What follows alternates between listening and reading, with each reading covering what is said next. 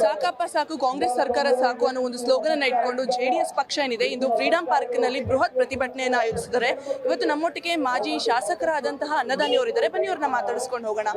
Sir, ಕಳೆದ ವಾರ ಅಷ್ಟೇ ಬಿಜೆಪಿ ಅವರು ಕೂಡ ಒಂದು ಬೃಹತ್ ಪ್ರತಿಭಟನೆಯನ್ನ ಮಾಡಿದ್ರು. ಬಟ್ ಏನಕ್ಕೆ ಸಪರೇಟ್ ಆಗಿ ಜೆಡಿಎಸ್ ಮತ್ತೆ ಬಿಜೆಪಿ ಮಾಡ್ತಿದ್ದಾರೆ? ಇಬ್ರು ಒಟ್ಟಿಗೆ ಮಾಡಿದ್ರೆ ಇನ್ನ ಬೃಹತ್ ಮಟ್ಟದಲ್ಲಿ ಆಗ್ತಿದ್ದಲ್ಲ? ಖಂಡಿತ ಇದು ನಮ್ಮಲ್ಲಿ ಹೊಂದಾಣಿಕೆ ಆಗಬೇಕು. ನನ್ನ ಒಂದು ಸಲಹೆ, ನಾವೇನು ಬಿಜೆಪಿ ಮತ್ತು JDS ಅವರು ಇವತ್ತು ಕೊಯ್ಲೇಷನ್ ಆಗಿದೆ ರಾಜ್ಯದಲ್ಲಿ, ರಾಷ್ಟ್ರದಲ್ಲಿ. ಇವತ್ತು ಎಲ್ಲ ಹೋರಾಟದಲ್ಲೂ ಕೂಡ ಇವತ್ತು ಒಟ್ಟಾಗಿ ಹೋಗ್ತಕ್ಕಂಥದ್ರಲ್ಲಿ ಬಲ ಇದೆ, ಶಕ್ತಿ ಇದೆ ಅಂತಕ್ಕಂಥದ್ದನ್ನ ನಾವು ಎರಡು ಪಕ್ಷದವ್ರು ಅರ್ಥ ಮಾಡ್ಕೋಬೇಕು. ಇವತ್ತು BJP ಪಾರ್ಟಿಯವರು ಕುಮಾರಸ್ವಾಮಿ ಸಾಹೇಬ್ರ ಜೊತೆ, ದೇವೇಗೌಡ ಸಾಹೇಬ್ರ ಜೊತೆ ಮಾತನಾಡಿ ಒಟ್ಟಾಗಿ ಹೋಗ್ತಕ್ಕಂಥ ರಾಷ್ಟ್ರದಲ್ಲಿ, ರಾಜ್ಯದಲ್ಲಿ ಇವತ್ತು ಮೋದಿಜಿಯವರು ಕುಮಾರಣ್ಣನನ್ನು ಇವತ್ತು ಈ ರಾಷ್ಟ್ರಕ್ಕೆ ಮಂತ್ರಿ ಮಾಡಿದ್ದಾರೆ. ಇವತ್ತು ಕೊಯ್ಲೇಷನನ್ನು, ಗೌರವವನ್ನು ಕಾಪಾಡಿದ್ದಾರೆ. ಅದೇ ರೀತಿ ರಾಜ್ಯದ BJಪಿಯವರು ಕೂಡ ಮಾಡಬೇಕು.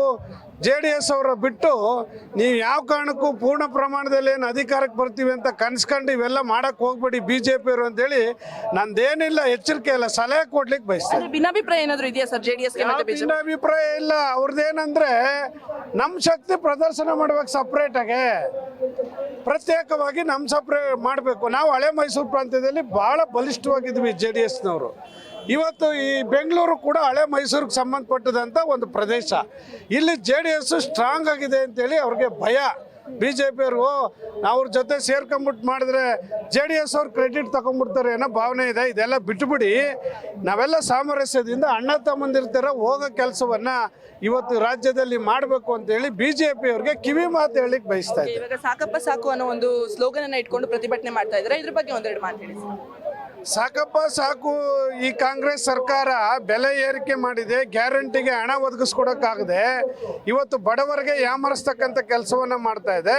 ಅದರಿಂದ ಇವತ್ತು ಹನಿ ಟ್ರ್ಯಾಪ್ ಅಂತ ಹೆಣ್ಣು ಮಕ್ಕಳನ್ನು ಮುಂದೆ ಇಟ್ಕೊಂಡು ಈ ರಾಜ್ಯದ ಗೌರವವನ್ನು ಇವತ್ತು ಮಾನಹರಣ ಮಾಡ್ತಾ ಇದ್ದಾರೆ, ಮುಜುಗರಕ್ಕೆ ಒಳಪಡಿಸ್ತಾ ಇದ್ದಾರೆ.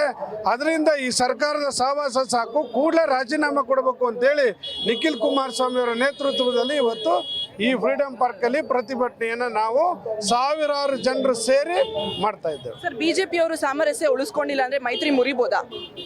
ಸಾಮರಸ್ಯ ಉಳಿಸ್ಕೊತೀವಿ, ಯಾಕೆ ಉಳಿಸ್ಕೊಳ್ಳಲ್ಲ? ಇದೊಂದು ಸುಮ್ಮನೆ ಜಸ್ಟ್ ಅವ್ರವ್ರ ಶಕ್ತಿ ಪ್ರದರ್ಶನ ಮಾಡ್ಕೊಳ್ಳೋಕ್ಕೆ, ನಮ್ಮ ಪಾರ್ಟಿ ಶಕ್ತಿ ಏನಿದೆ, ನಮ್ಮ ಪಾರ್ಟಿ ಶಕ್ತಿ ಏನಿದೆ ಅಂತ ತೋರ್ಕೊಳ್ಳೋಕ್ಕೆ. ಅದರಲ್ಲೇನಿಲ್ಲ, ನಮಗೂ ಅವ್ರಿಗೂ ಯಾವುದೇ ರೀತಿ ಭಿನ್ನಾಭಿಪ್ರಾಯ ಇಲ್ಲ. ನಾವಿಬ್ಬರು ಒಂದೇ.